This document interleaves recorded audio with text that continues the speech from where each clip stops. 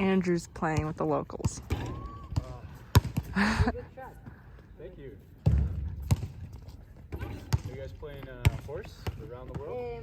No, What's up, you guys? So first of all, just standing out here at a baseball court, and Andrew's playing with the kids, so I just wanted to make a video real quick. So I just wanted to talk really quickly about confidence and how important it is with literally anything, but especially if you're an entrepreneur running any type of business, and in any kind of like position where you have to hiring people or managing people. It's really going to be important for you to exude confidence in whatever you do. 1 second, let's see if this works over here. So in whatever you do, it's going to be really important to exude confidence and show absolutely no fear. And I think like people get they get confused when it comes to being a boss and being a manager, and they're like, well, they kind of think about what they would want as an employee. I would want my manager to include me more in things. I'd want my boss to be more open with me, be more honest, tell me what's up, be my friend.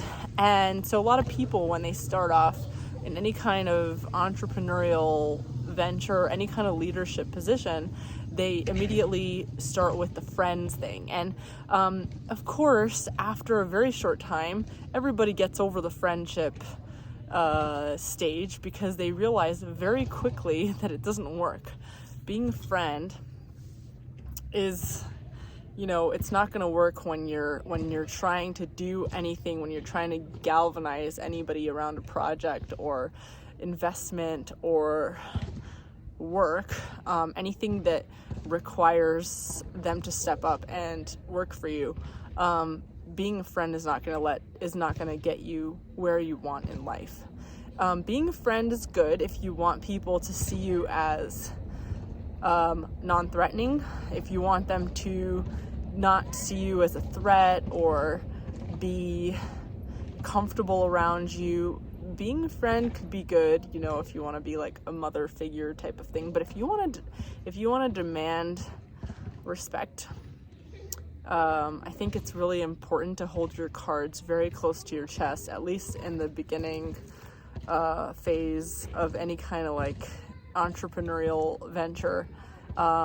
Show confidence and don't ever show any kind of weakness. And like, I don't think it's wrong. I don't think there's anything wrong in saying that. I don't think I'm like, putting a downer on things. So just to clarify, both Andrew and I are working on startups. I'm working on something I've been doing for the past few years, which is real estate. Real estate's kind of straightforward.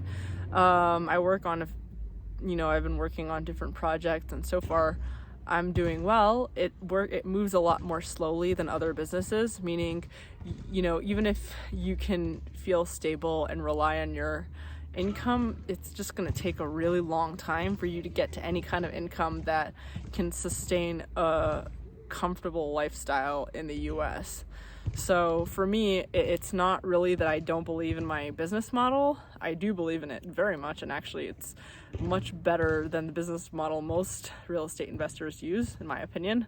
I'm moving faster than most people do, but and this is like my only job, and for most people, most people just do real estate investing on the side. But it's in general, real estate tends to be more reliable and more like just slow wins. Andrew's working on like a tech startup, and so it's a little more volatile with that kind of thing, but the returns are potentially a lot bigger and in a lot shorter amount of time. So just different types of things that we're both doing. And anyway, the confidence thing is a really important thing, not just for getting investors, for getting banks interested in you, interested in funding your projects, but also for getting people that work for you to actually do what they say they're going to do, or do what you tell them to do. And a big, huge pitfall in the past with me has been that, like, I'm so afraid of, like, telling anyone to do anything for me, because I'm like, little me, why would anyone want to do anything for me? But you know what? I'm not doing them a favor by not asserting myself. And I think a lot of women have an issue with this, but if you're gonna make shit happen, you'd better put your money where your mouth is. So if you really, it's really important for you to make shit happen with your business, you'd better show it to the people that work for you and not be afraid of pissing them off. And the truth is, you don't piss people off as much as you think. And I think, like, that's a big thing that I always would get afraid of, is like, oh no, what if I tell them to do this or that? They're gonna get pissed off. No, they're not gonna get pissed off. They're gonna do this or that. They're gonna do what you say. And if you're paying them, they'd better do what you say. And in the past, I've paid so many people that didn't do shit because I was too afraid to assert myself and demand that they do what they say they're gonna do. So to them, they're like, okay, free money, haha, goodbye, free money. And so, and then on the other hand, as an employee, sometimes, you're afraid of asking your boss for money, asking for different things. If you want people to take you seriously, you'd better be confident in whatever you're saying. And,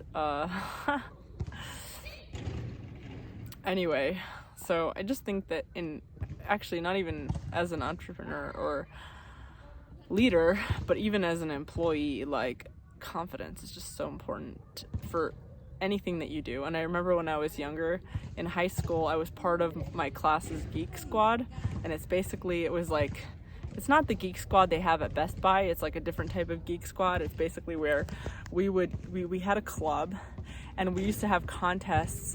We had these, like, nerdy TI-84 calculators, and we used to have, like, these calculus contests where the teacher would have some riddle on the board, some calculus riddle, and then we'd have to figure it out, solve it, and we would get in teams, and whoever solved the problem first won. And I think, like, we won pizza or something like that. Like, I don't even remember what the prize was. But I remember that my team would always lose because I always had the answer. Like, I would always figure out the riddle and have the answer. But I was never confident enough to say it because the other kids in my team, it was these two girls that were just so confident, and I was so scared of them. And so I never would, whenever I had the answer and I knew what I was talking about, I would solve it and I did a good job. But I was just, when it came to, like, actually asserting myself and giving the answer to my team members and saying this is it, I was just too scared because I was like, oh no, like, they know better than me, and what if I give them the wrong answer? They're gonna be so mad at me. And so I would have the answer written down on my page, but I just wouldn't give it to them. And occasionally I would be like, oh, it might be this, and then they'd be like, are you sure? And I'd be like, I don't know, I'm not sure. And so I just wouldn't give them the answer, and they would get pissed at me every single time because the answer would be written on my page, and I wouldn't bring it up because I was too scared.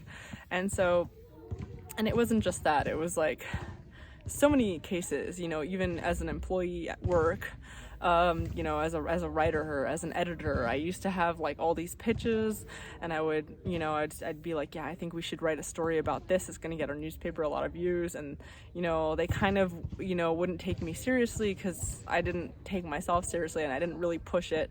And then it turned out that some other newspaper ran with the same headline and they got way more views. And then my editor would be like, Pardes, why didn't you bring this pitch to me? And this happened so many times. And I'd be like, I did, you just weren't listening to me. And he said, well, you didn't seem like you cared about it. You didn't seem confident enough to push it. And the funny thing is that now I'm relying on other people to be confident and step up and do things for me, I'm seeing the same exact behavior mirrored in other people. I'm seeing other people doing the same exact thing where like they'll be like, oh yeah, I think we should do this, you know, on a project or on something that we're doing. Oh, I think we should do this. But they won't really push it, so I don't really know if they're serious. I don't know if they want to do it. And so then I kind of don't, you know, I don't push it because I don't want to push you to do something you don't want to do. So then it ends up being that there's two sides that are just not pushing anything. And it's like, if you don't push what you want, nothing's going to happen. And you can't wait for the other party to like make shit happen for you. If you care about things, go do it. Be confident. Don't wait for anybody else to be confident on your behalf, because they won't, because like 99% of people don't give a shit or are just too afraid. Be that one person that isn't afraid to do what you care about, to care about something. And like, I promise you it'll pay off. And who cares if you embarrass yourself or you just, you know, you bet on something that fails sometimes or like doesn't work out right away. Who cares? You know, at least you tried. So be the person that tries and gives a shit. That's me talking to my younger self. Anyway, peace. I'll see you guys later. Savior Jesus Christ. Welcome. This is Alexa. What is the purpose of the visit? Jesus Christ. I can inform the resident. What is your name? God, dude. I said Jesus Christ. Right now. Right now.